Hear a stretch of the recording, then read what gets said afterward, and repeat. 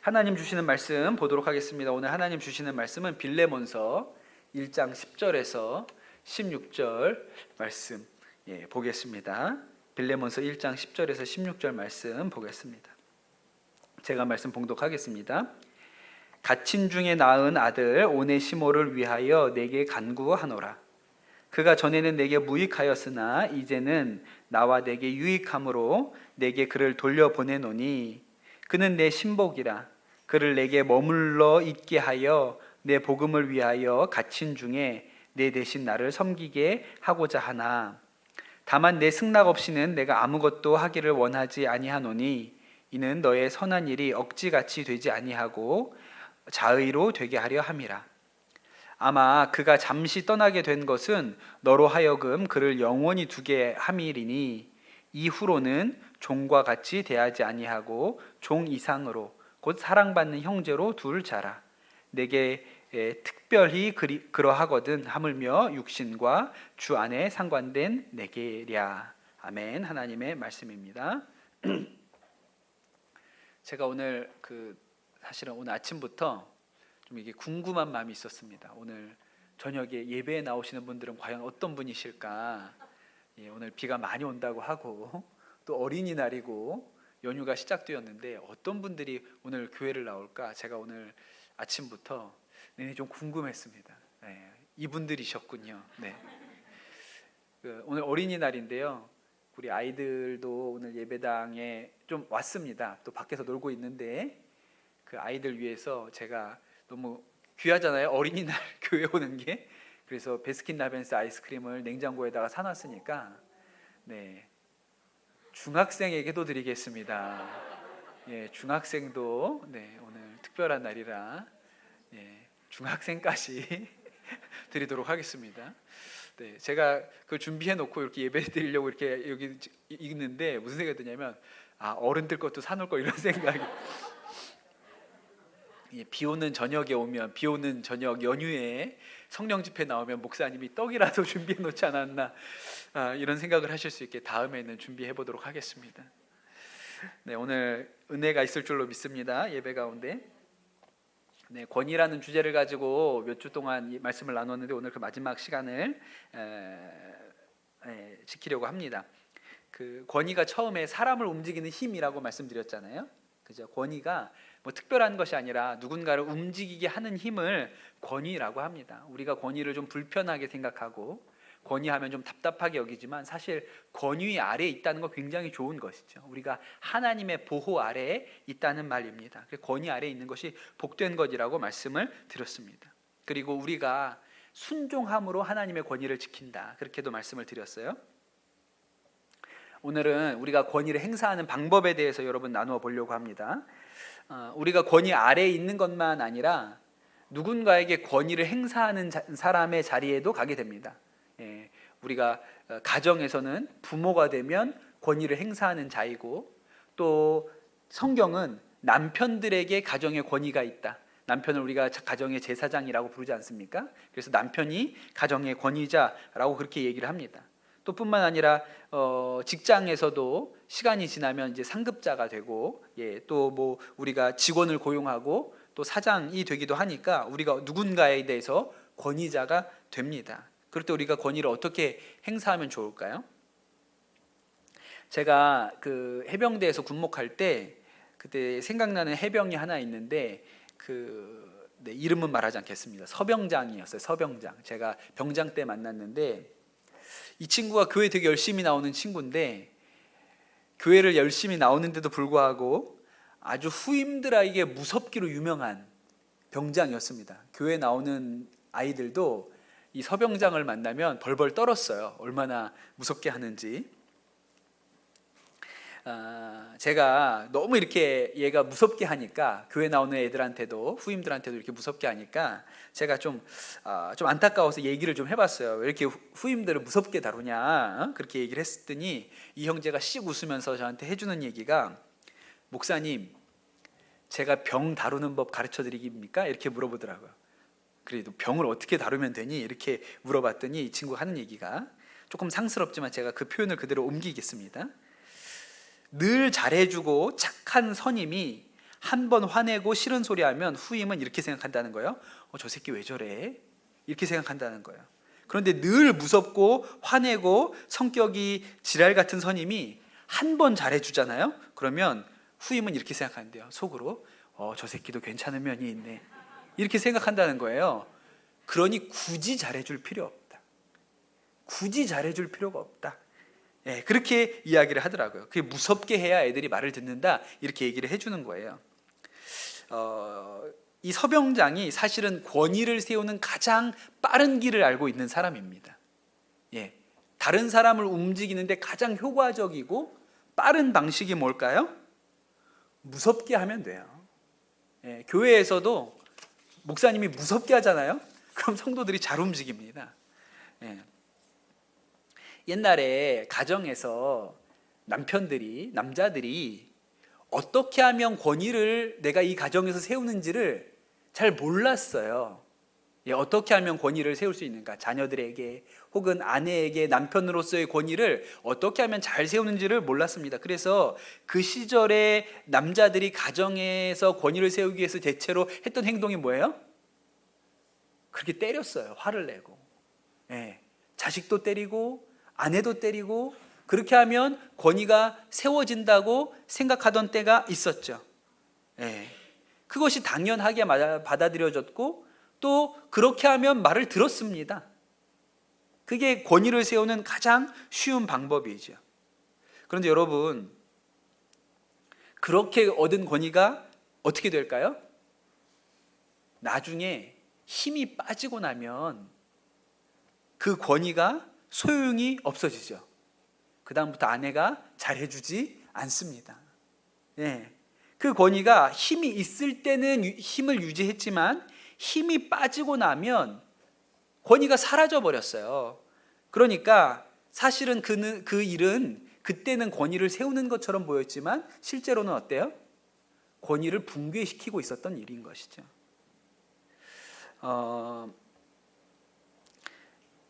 제가 중학교 다닐 때, 고등학교 때도 뭐 비슷했는데 선생님들의 권위가 대단했습니다. 예, 선생님들이 정말 권위가 있었어요. 어떻게 권위가 있었을까요? 다 손에 작대기를 하나씩 들고 다니셨기 때문에 다 손에다가 지금 생각하면 좀 웃기지 않습니까? 선생님들이 다 학교 이게 교실을 들어가실 때 손에 막대기 하나를, 그 재질이 남으면 좀 다행이었고요. 재질이 새인 것도 있었어요. 예, 그런 걸 하나씩 들고 다녔습니다. 참 뭐 다양했어요. 하키채도 있었고 화살로 때리는 분도 있었고 하여튼 다양한 기구를 가지고 다니면서 학생들을 때렸기 때문에 말을 잘 들었죠. 그러나 아마 그렇게 맞은 학생들이 나중에 연락하지 않을 거예요. 네. 나라에서, 세상에서 왕이나 대통령도 권위를 이렇게 세웠습니다. 예, 백성들을 무섭게 하면 권위가 선다고 그렇게 생각을 했죠. 마키아벨리라는 사람이 있죠. 유명한 사람, 군주론이라는 걸 썼는데 이 마키아벨리가 군주론에서 이렇게 썼습니다. 사람을 다룰 때에는 다정하게 대하거나 그것이 아니라면 아주 철저하게 짓밟아 뭉개버려야 한다는 것입니다. 왜냐하면 사람이란 사소한 피해에 대해서는 쉽게 보복하려고 들지만 엄청난 피해에 대해서는 감히 복수할 엄두조차 내지 못하기 때문입니다. 따라서 사람에게 피해를 주어야 한다면 복수를 걱정할 필요가 없을 정도로 아예 확실히 주어야 합니다. 이렇게 썼어요. 이 군주론이, 마키아벨리라는 사람이 그 이탈리아에 자기가 이제 섬길 그 군주 가문에다가 이렇게 바친 책이잖아요. 이렇게 나라를 다스려야 됩니다. 그러니까 이렇게 다스려야 백성들이 말을 듣는다고 그렇게 하던 시절이 있었던 것이죠. 우리나라가 과거에 경험했던 독재라는 것도 그렇게 한 거예요. 백성들을 말을 못하게 하고 때리고 잡아가두면 지도자가 원하는 대로 나라가 굴러갈 수 있다, 이렇게 생각을 한 것이죠. 그런데 이것이 빠르고 효과적이에요. 실제로 그렇게 하면 어떻게 합니까? 말을 들어요. 그런데 어떻게 되죠? 권자에서 끌려 내려오면 감옥 갑니다. 예, 그러니 권위를 세우는 일이 아니라 실제로는 권위를 붕괴시키고 있었던 것이죠. 훨씬 좋은 방법을 알려드릴게요. 동남아의 작은 나라 브루나이라는 나라가 있다 그래요. 들어보셨습니까? 브루나이라고? 예, 인구가 40만 밖에 안 된다 그러니까 구 하나 정도밖에 안 되는 거죠. 서울로 치면 구 하나 정도밖에 안 되는 작은 나라인데 또 아주 부자 나라로 손에 꼽힙니다. 뭐 1인당 국민 소득이 우리나라 2배 정도 된다고 하니까요. 이 브루나이 여행 간 사람들이 하는 얘기가 뭐 때문에 힘드냐면 대중교통이 없대요. 모두가 자가용을 가지고 있기 때문에 대중교통이 거의 없다고 합니다. 석유가 나서 엄청난 부를 쌓은 나라인데 그 석유가 이 나라에서는 모두 국왕의 것이라 그래요. 그래서 국왕이 아주 돈이 많습니다. 그래서 해마다 새해 첫날이 되면 이 나라는 국가적인 행사가 있는데 모든 국민이 국왕한테 세배하러 온대요. 되게 놀랍지 않습니까? 국민이 한 40만 정도 되니까 뭐 우리나라로 치면 구 하나니까 뭐 할 수도 있겠죠. 왕궁으로 와서 세배를 한다는 거예요. 여러분 같으면 세배하러 가시겠어요? 안 가시겠어요? 귀찮으니까 안 가시겠죠. 오늘 같은 연휴에 예배 나오는 것도 귀찮은데 세배하러 가겠습니까? 저 같으면 갑니다. 왜냐하면 세배하면 세뱃돈을 준다는 거예요. 얼마씩? 집집마다 100만 원씩 준대요. 세뱃돈. 진짜 그 자리에서 현찰로 준다는 거예요. 세뱃돈을. 그래서 그날 하루에 세뱃돈으로 나가는 돈만 한 600억 정도 된다 그럽니다. 이 나라는 집을 살 걱정을 할 필요도 없고 의료비도 없고 모든 질병이든 치료비는 900원만 내면 다 치료받는다 그래요. 그 다음에 교육비 걱정도 없고 유학 간다 그럼 보내주고 다 국왕이 시켜주는 거예요. 여러분 권위가 있을까요? 없을까요? 있겠죠. 말 잘 들을까요? 안 들을까요? 잘 듣겠죠. 그럴 것 같죠? 그러니까 때리는 것보다 돈 주는 게 훨씬 권위에 좋은 겁니다. 돈이 권위가 되죠. 여러분 사장님이 어떻게 직원을 부릴 수가 있습니까? 사장님은 어떻게 직원을 부릴 수 있죠? 돈이 있기 때문에 부리는 거예요. 그죠? 사장님이 직원들한테 월급을 주기 때문에 권위가 서는 거예요. 월급 못 주면 어떻게 되죠? 그 순간 멱살 잡히는 거죠. 그러니 돈이 권위가 됩니다. 사람을 움직이는 힘이 돼요. 직장 상사는 어떨까요? 직장 상사가 직접 월급을 주진 않으니까요. 직장에서 일할 때도 상사가 권위 있으려면 누군가로부터 밑에 있는 사람들로부터 인정받으려면 전문성이 있어야 되죠. 일을 잘해야 돼요. 저분이 하는 말대로 하면 성과가 나야 됩니다. 제가 큰 교회를 섬겨보니까 교회도 비슷해요. 전도사님들이 많이 있지 않습니까? 그 전도사님들이 권위를 부여하는 목사님도 있고 안 그런 목사님도 있어요. 누구한테 권위를 부여할까요? 잘하는 사람, 전문성 있는 사람. 설교도 잘하고 사역도 잘하고 교인들에게 인정받는 목사가 전도사님들에게도 권위를 인정받습니다. 제가 첫 시간에 이 시대의 권위자가 백종원 씨라 그랬잖아요. 백종원 씨. 그분이 말하면 사람들이 막 움직이니까요. 그 백종원 씨가 권위자라고 그랬죠. 그분이 왜 권위자입니까? 전문성이 있잖아요. 음식하는 일에 대해서, 장사하는 일에 대해서 전문성이 있죠. 게다가 그 말대로 하면 뭐가 생겨요? 돈이 생겨요. 그러니까 그분이 권위자가 되는 거죠. 여러분 가정에도 한번 적용을 해봅시다. 부모의 권위가 언제까지 적용이 됩니까? 자녀에게 부모의 권위가 언제까지 적용되죠? 자식이 언제까지 부모의 말을 듣습니까? 어렸을 때는 부모가 힘이 있기 때문에 말을 들어요. 아이들이 초등학교 다닐 때까지는 아직 부모에게 힘이 있다고 생각이 되니까 그때까지는 부모가 말하면 말을 들을 수밖에 없죠. 그런데 이 아이들이 사춘기 지나면서 청소년기가 되면서 내 힘이 부모의 힘을 능가했다는 생각이 듭니다. 그때부터는 어떻게 되죠? 말을 안 듣기 시작해요. 그리고 부모도 어쩔 수 없는 때가 오게 됩니다. 그때 반항들을 하죠. 근데 그때 반항하던 이 아이들이 언제쯤 다시 부모의 권위 아래로 들어올까요? 대학 갈 때쯤 되면 다시 권위 아래로 들어옵니다. 왜냐하면 등록금이 부모의 주머니에서 나온다는 걸 알기 때문이죠. 전에는 권위가 힘에 있었는데 그 후에는 권위가 어디에 있어요? 부모의 돈에 있어요. 그럼 부모의 이 권위가 언제까지 지켜집니까? 자식이 이제 자립해서 스스로 돈을 벌기 시작하면 이제 부모의 그 권위가 사실은 내려가게 되죠. 그래서 하는 얘기 중에 죽을 때까지 유산을 물려주면 안 된다는 거예요. 내가 자녀들에게 권위를 행사하려면, 내 말대로 자녀들을 움직이려면 죽을 때까지 유산을 물려주면 안 된다. 그렇게 얘기를 하죠. 그게 권위이기 때문에 그렇습니다.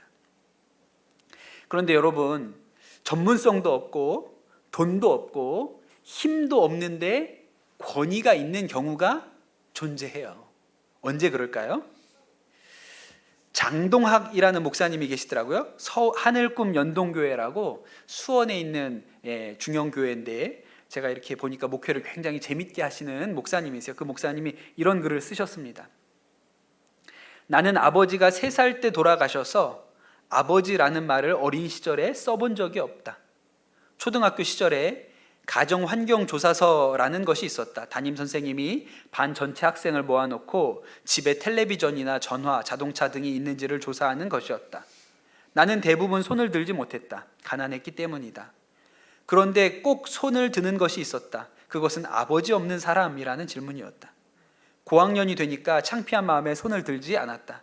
그러면 선생님이 나중에 꼭 교무실로 불렀다. 아버지 안 계시지? 그런데 왜 손 안 들었어? 그러면 나는 이렇게 분명하게 대답했던 기억이 있다. 계세요. 성은 하씨입니다. 하나님이 저의 아버지세요. 그러면 선생님은 너 교회 다니는구나 하고 웃으시면서 보내주셨다. 그 뒤로 당당하게 나는 아버지를 하나님이라고 말하고 다녔던 기억이 있다. 그래서 어머니는 나에게 전부였다. 특히 신앙은 어머니가 만들어 주신 것이다. 어머니의 극성으로 나는 8일 만에 새벽기도에 참석했다고 한다. 어머니는 새벽기도에 목숨을 건 분이셨다. 나는 겨울에는 추워서 새벽기도에 가기가 싫었다. 그러면 어머니는 일찍 일어나 쪼그리고 앉으셔서 내 신발을 아궁이 옆에 데워주셨다. 그 어머니를 어찌 잊을 수가 있을까? 그렇게 쓰셨어요. 이 어머니가 이 목사님한테 권위가 있을까요, 없을까요? 있죠. 돈이 없고 배운 게 없고 전문성이 없어도 힘이 없어도 이 어머니가 이 목사님에게 권위가 있죠. 그 권위가 어디로부터 비롯됩니까? 사랑으로부터 비롯돼요. 그러니 여러분, 사랑이 권위가 됩니다. 그런데 여러분, 이 권위는 없어지지 않아요. 돈이 없어도 힘이 없어도 계속 유지되는 권위이죠. 오늘 우리가 읽은 말씀은 아주 짧은 그 사도 바울의 편지입니다. 사도 바울이 빌레몬이라는 사람에게 보낸 이 개인적인 편지예요. 이야기는 잘 아시지만 제가 한 번 더 말씀을 드려보겠습니다. 빌레몬이 아마 부자였나 봅니다. 그래서 집에 종을 열어둔 그런 사람이었어요. 그 종 중에 오네시모라는 종이 있었습니다. 그런데 이 오네시모가 이유는 알 수 없지만 이 주인으로부터 도망을 갔어요. 그렇게 도망을 쳐가지고 얼마나 멀리 도망갔냐면 로마까지 갔습니다. 그때 이 빌레몬이 살던 데가 터키거든요. 그러니까 로마까지 갔으니까 진짜 멀리 도망간 거예요. 근데 참 이게 사람의 일이라는 게 알 수가 없죠. 사도 바울이 전도 여행을 하다가 로마에서 감옥에 갇히잖아요. 근데 그 감옥에 갇혔을 때 누굴 만나냐면 이 오네시모라는 청년을 만나게 된 거예요. 그래서 그에게 전도를 하죠. 그러면서 오네시모한테 물어봅니다. 너 어떻게 살다가 여기까지 오게 됐냐? 물어보니까 오네시모가 하는 얘기가 자기가 원래는 빌레몬이라는 사람 집에서 일하는 종이었는데 그 집에서 사는 게 너무 힘들고 괴로워가지고 도망을 쳤다. 그렇게 얘기를 한 거예요. 사도 바울이 그 얘기를 듣고 깜짝 놀라죠. 빌레몬? 야, 그 골로새에 사는 빌레몬? 맞다는 거예요. 야, 나도 그 빌레몬을 알아. 네가 그 빌레몬 집에서 도망쳐 나왔다고요? 그러니까 여러분, 사람이 죄 짓고는 못 사는 거예요. 어디 가서 그렇게 만나게 돼요. 말도 안 되는 상황에. 그렇게 만난 것이죠.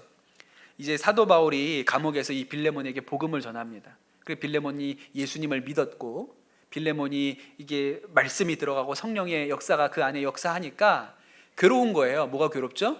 주인을 버리고 도망쳤잖아요. 죄를 지었잖아요. 그게 괴로운 거예요. 그래서 사도 바울이 그래, 그러면 네가 이 감옥을 나가면 주인인 빌레몬에게 돌아가면 좋겠다. 그렇게 얘기를 하는데 이 오네시모가 큰 결심을 합니다. 돌아가겠습니다. 제가 제 원래 주인에게로 돌아가겠습니다 라고 결심을 해요. 사도 바울이 너무 기특하죠. 진짜 예수님을 만났구나. 자기가 도망쳐 나온 그 집, 그 주인에게로 이 녀석이 돌아간다고 하니까 얼마나 귀해요. 그래서 이제 돌려보내면서 그 주인이었던 빌레몬에게 편지를 쓴 것이죠. 내가 오네시모를 이렇게 감옥에서 만나가지고 이 오네시모를 잘 설득해가지고 너네 집으로 보내라고 돌아가도록 얘기를 했는데 빌레몬아, 잘 맞아주면 좋겠어. 잘 받아주면 좋겠어. 그렇게 쓴 편지가 빌레몬서입니다. 그것도 이제 빌레몬이 나중에 딴 마음 가지고 도망갈까봐 혼자 보내지 않고 옆에 두기고라고 말 잘 듣는 또 이제 그 신복이 있어요. 사도 바울의 신복이. 그 두기고한테 데리고 가. 야, 도망가지 않게 딱 붙들어 가지고 거기 골로새에 있는 빌레몬 집까지 잘 데리고 가. 그래서 갑니다. 그래서 쓴 편지가 빌레몬서예요. 빌레몬서는 아주 일상적인 인사로 시작합니다. 그리고 나서 10절에 가면 이제 오네시모 얘기를 시작하는 거예요. 그럼 뭐라고 얘기하냐면 갇힌 중에 낳은 아들 오네시모를 위하여 내게 간구하노라, 그렇게 얘기를 해요. 사도 바울이 뭐라고 얘기하냐면 빌레몬한테 오네시모는 내 아들이야. 감옥에서 내 아들 된 사람이야. 이렇게 설명을 하는 것이죠. 그리고 뭐라고 얘기하냐면 전에는 그가 너에게 무익한 사람이었지만 앞으로는 유익한 사람이 될 것이다. 그렇게 이야기를 하죠. 그러면서 이렇게 얘기해요. 16절, 오늘 우리가 읽은 말씀 16절에 보면 이후로는 종과 같이 대하지 아니하고 종 이상으로 곧 사랑받는 형제로 둘 자라, 그렇게 얘기해요. 오네시모를 내가 돌려보내는데 이 오네시모가 도망간 종이잖아요.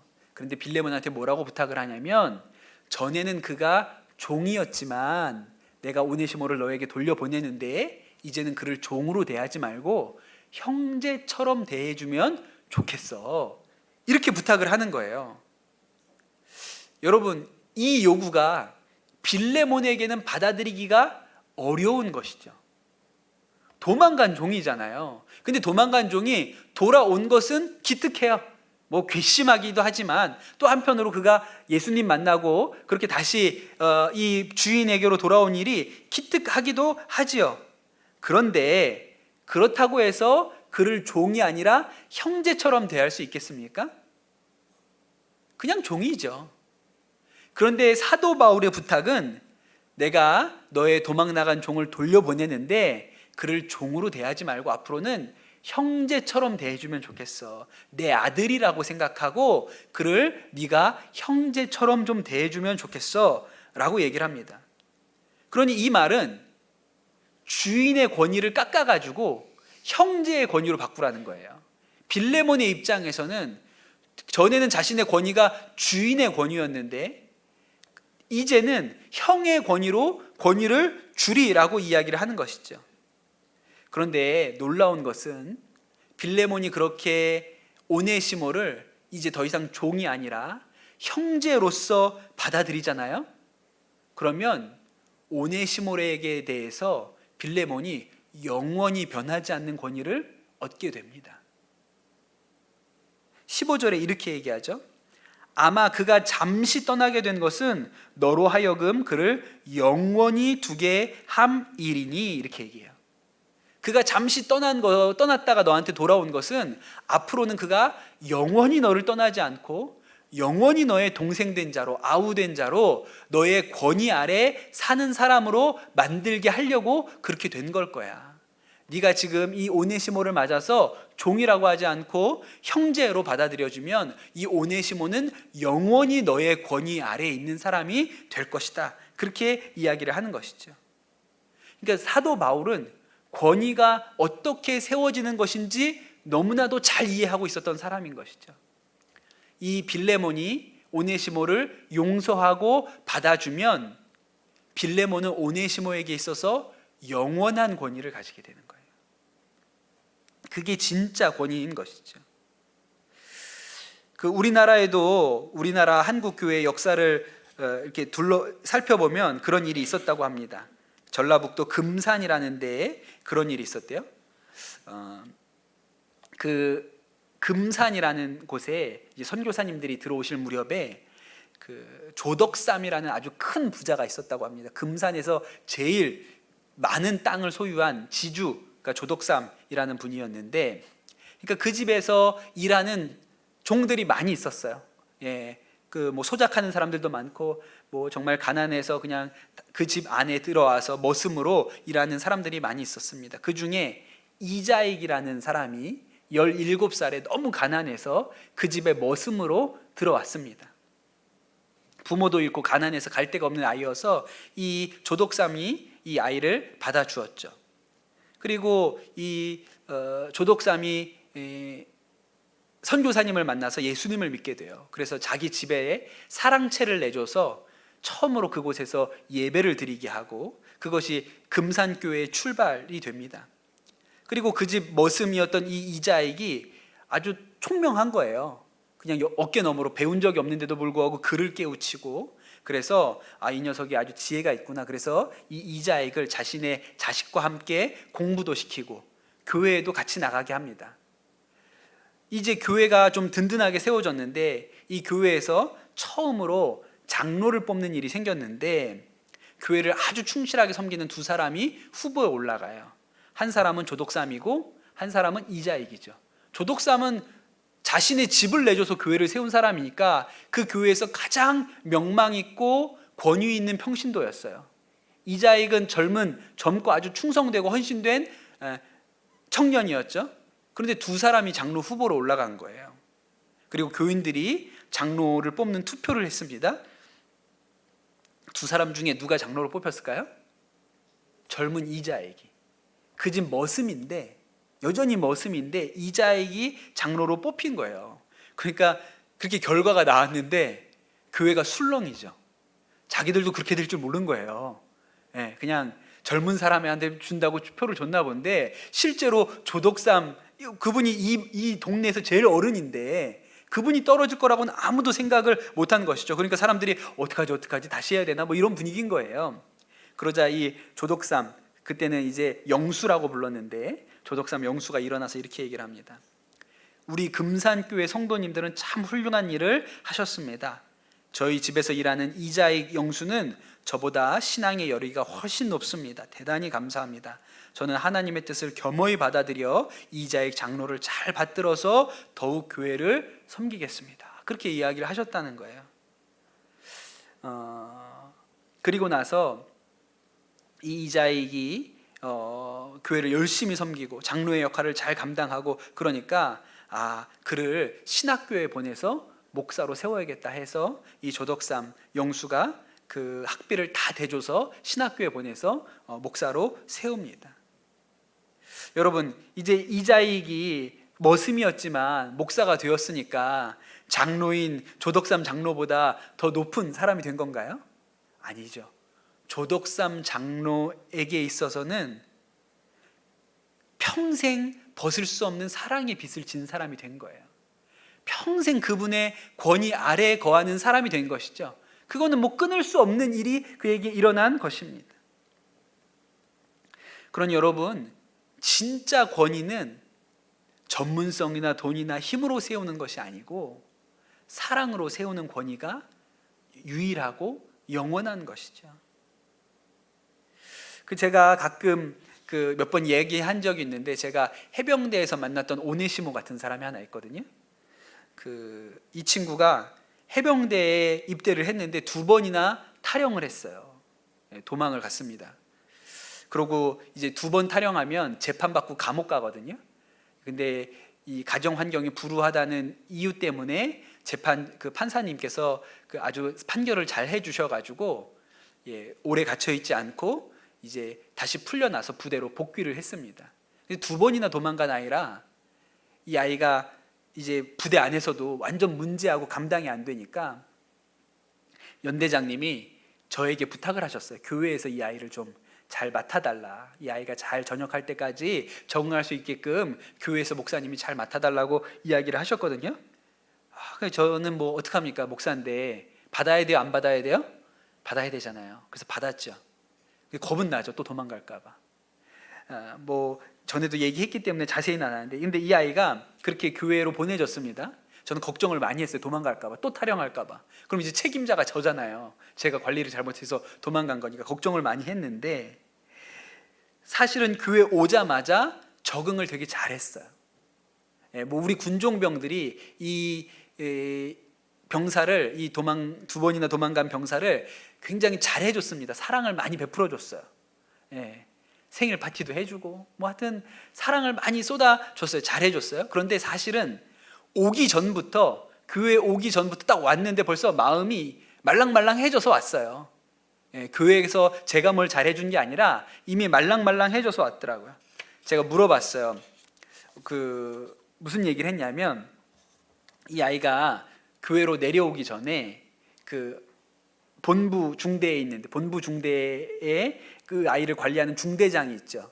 중대장하고 면담을 했다는 거예요.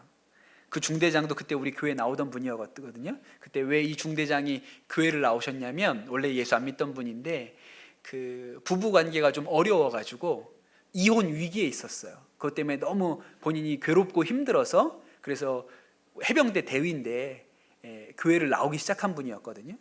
근데 이분이 이 탈영을 2번 했던 병사의 책임자인 거예요. 근데 그 아이랑 면담을 하는데, 이분 진짜 해병대처럼 생긴 분이에요. 중대장 완전히 막 우락부락하게 생기신 분이거든요. 근데 이분이 그 탈영 2번 한 병사를 앞에다 놓고 울었다는 거예요. 울었다고. 그냥 막 눈물을 뚝뚝 흘리면서 이 아이한테 울었대요. 야, 너만 인생 힘든 거 아니야. 나도 지금 이혼 위기 때문에 너무너무 사는 게 힘들어.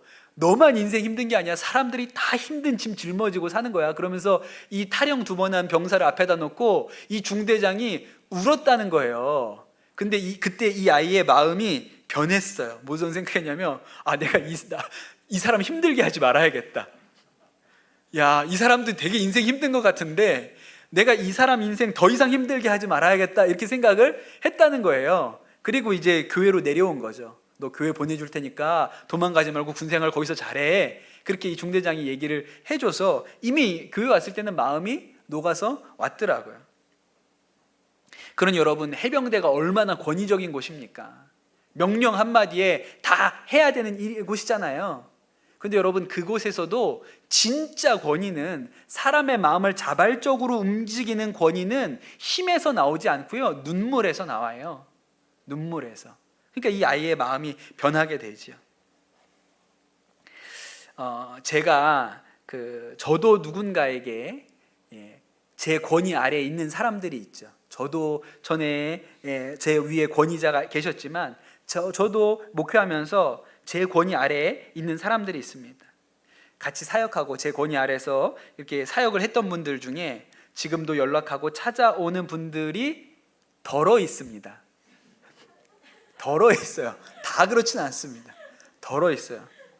저희 아내는 뭐라고 얘기하냐면, 제가 마키아벨리처럼 했기 때문에 연락이 안 오는 거다, 이렇게 저한테 얘기를 하는데, 간혹 찾아오는 사람들이 있어요.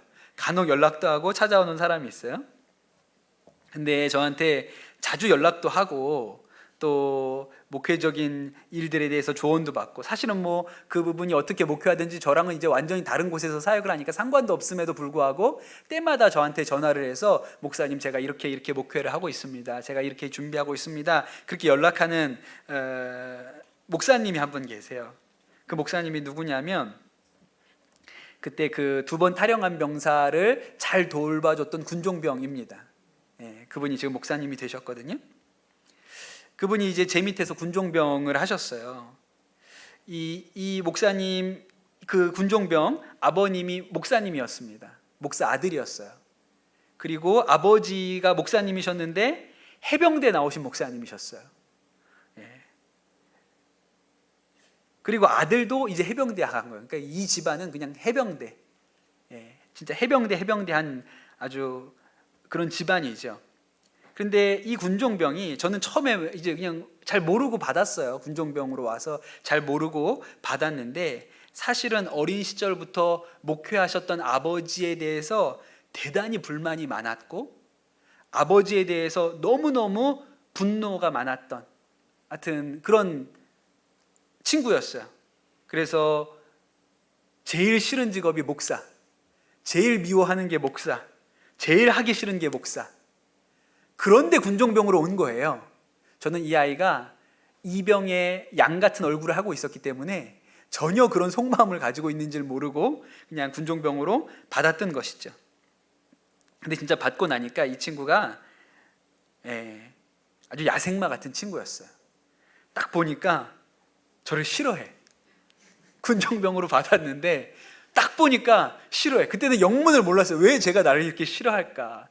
나중에 이제 아버지에 대한, 이 목사였던 아버지에 대한 부정적인 마음과 생각들 때문에 그냥 목사는 싫은 거예요. 하여튼 제가 밥 먹는 것도 싫어하더라고요. 근데 한번 무슨 일이 있었냐면, 근데 이 친구가 나중에 이렇게 바뀌었거든요.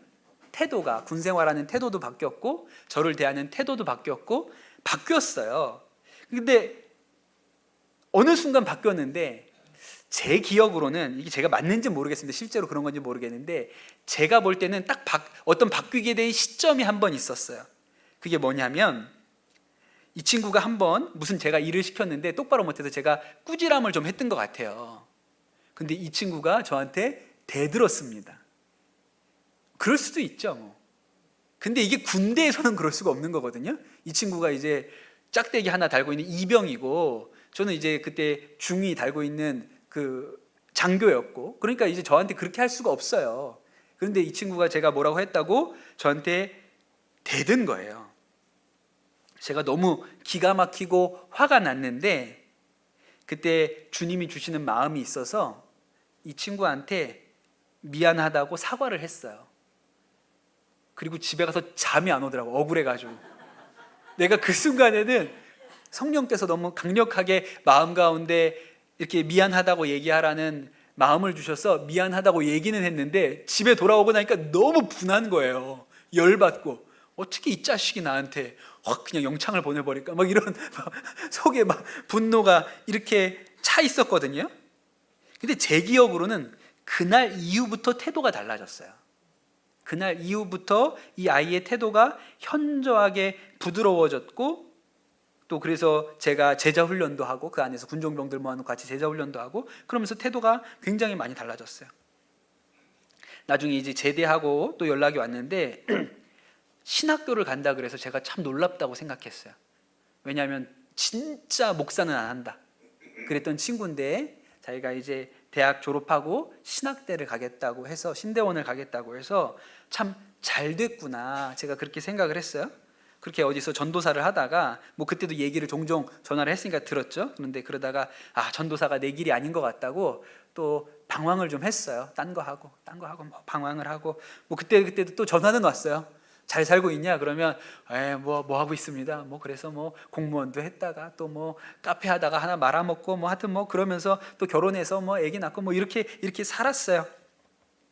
그러다가 어느 교회에서 다시 전도사를 시작했다 그랬고, 그가 이제 목사 안수를 진짜 받아야겠다고 생각하고 인턴 한다고 했을 때 제가 교회도 이렇게 소개를 시켜 줬습니다. 때마다 저한테 그렇게 전화를 해서 뭐 어떻게 사는지 얘기를 해줬죠.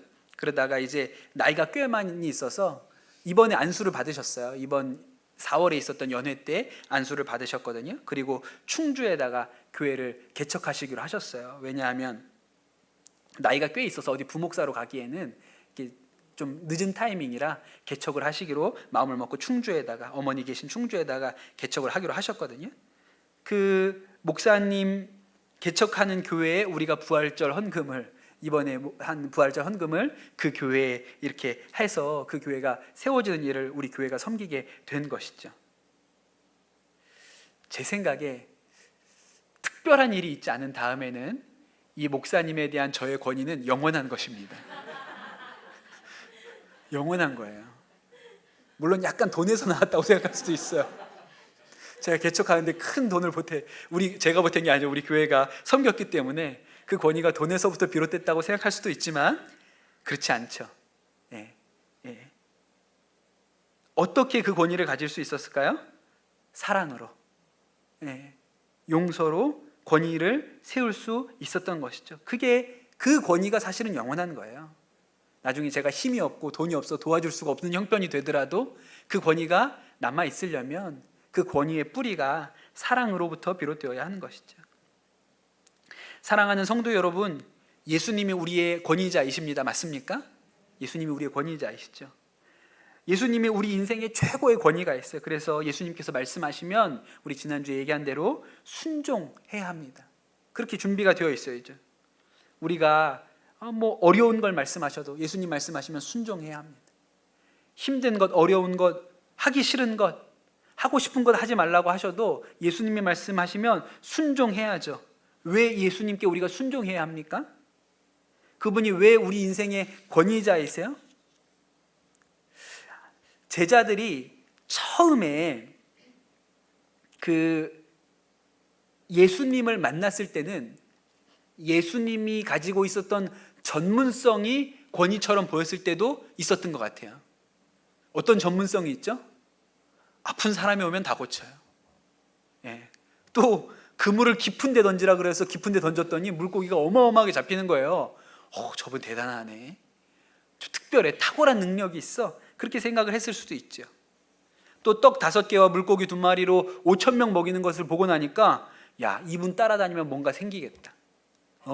저 어마어마한 능력을 가진 분이니 저분 따라다니면 뭔가 생기겠다. 그런 생각들을 이 제자들이 하지 않았겠습니까? 그러니까 그때 제자들한테 예수님이 권위가 있었어요. 예수님 공생의 기간 내내 제자들에게 권위가 있었어요. 그런데 여러분, 그 권위가 나중에 위기가 오니까 예수님께서 붙들려 가시고 십자가에 못 박히는 일이 당하니까 어떻게 합니까? 그 제자들이 다 버리고 도망갑니다. 그 권위가 그냥 붕괴해버리고 말았어요. 그런데 예수님께서 십자가에 죽으시고 부활하셔서 다시 제자들을 찾아오셔서 그 제자들에게 조반을 차려주시고 사명을 회복시켜주시고 예수님이 하셨던 말씀대로 사랑하시되 끝까지 사랑하시는 것을 보여주셨죠. 그리고 났더니 이 제자들에게 예수님의 권위가 사랑의 권위로 바뀌게 되었습니다. 예수님께서는 목숨을 버릴 만큼이나 나를 사랑하시는구나. 야, 그러니 저분 말씀대로 살아야겠다. 저분 말씀대로 순종해야겠다. 예수님께서 땅끝까지 이르러 내 증인이 되리라 그렇게 말씀하시니까 그래야겠구나. 저 예수님의 말씀이면 우리가 땅끝까지 가야지. 그리고 제자들이 다 순교자가 되지 않았습니까? 그러니 여러분, 예수님께서 이 제자들에게 가지셨던 권위가 사랑의 권위였어요. 그리고 그 사랑의 권위는 변하지 않습니다. 영원한 것이죠. 그렇기 때문에 우리가 예수님의 말씀에 순종할 수 있는 것입니다. 예수님께서 왜 우리의 권위자이십니까? 우리를 위하여 십자가에서 죽으실 만큼 우리를 사랑하시기 때문에 그분이 우리에게 최고의 권위를 가지고 계신 것이죠. 우리가 그래서 예수님 말씀이면 아멘 하고 순종할 수 있는 거예요. 때때로 우리 눈앞에 상식적이어 보이지 않아도, 어려워 보여도 순종이 쉬운 일이 아니죠. 그럼에도 불구하고 우리가 왜 순종할 수밖에 없습니까? 그 권위가 사랑으로부터 비롯된 것이기 때문에 그런 것이죠. 그래서 영원합니다.